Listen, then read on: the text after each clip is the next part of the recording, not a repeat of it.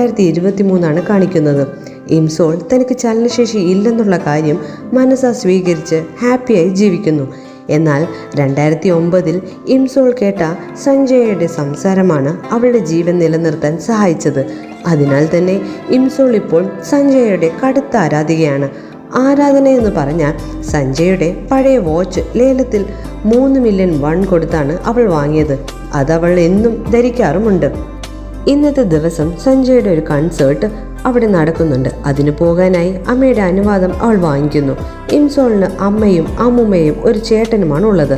അമ്മുമ്മയ്ക്ക് കുറച്ച് തലയ്ക്ക് സുഖമില്ല. കൺസേർട്ട് നടക്കുന്ന സ്ഥലത്തേക്ക് സഞ്ജയെ അവളുടെ ഫ്രണ്ടാണ് കൊണ്ടുപോകുന്നത്. ഇതേ സമയം കൺസേർട്ട് നടക്കുന്ന സ്ഥലം കാണിക്കുന്നു. അവിടെ സഞ്ജയ വളരെ ഡിപ്രസ്ഡ് ആണ്.